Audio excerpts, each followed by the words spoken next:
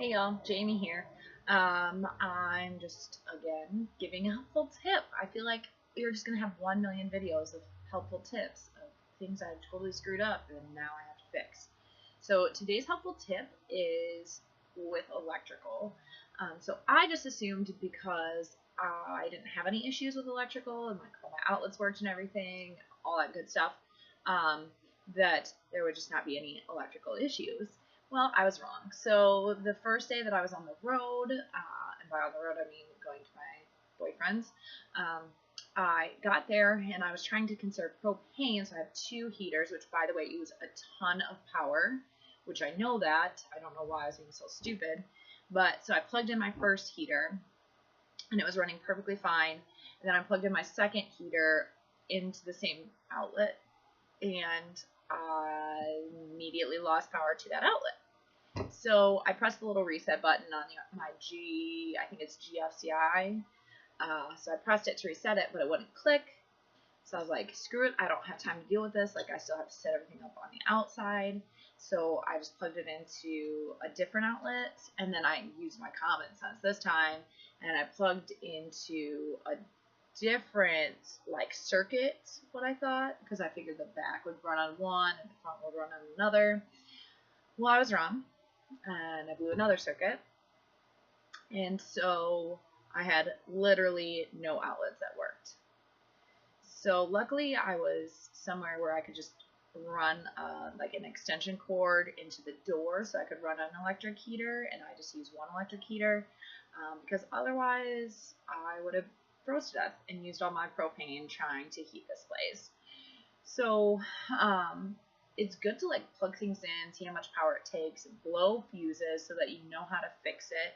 Because what ended up happening is I had to search frantically for my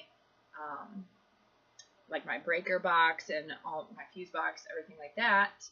And then I had to call my dad 300 million times. Hi Dad, thank you for helping me. And like narrow down where the power issue was, because my GFCI outlets would not reset at all. Like it wouldn't pop in. And so I searched everywhere for another fuse box. I replaced all the fuses. I did everything, and then like we slowly narrowed down. The issue was actually the breaker. How was I supposed to know that? So with my luck, what happened was when I like set off the GFCI, what happened was my breaker went bad. Just not ironically, but you know what I mean. Like just all of a sudden it just stopped working, because that's my luck and that's how things work. So then I had to go through and replace a breaker, which I've never done. I don't know anything. I only shot sparks one time, which is a miracle, and I didn't shock myself, which is another miracle, because I probably would have died and I have no insurance, and that would be bad. So it was a good learning experience, and it was a good time because I should have checked it before I left my parents, and I didn't. But now that I've checked, and I had a safe place that I messed it up at.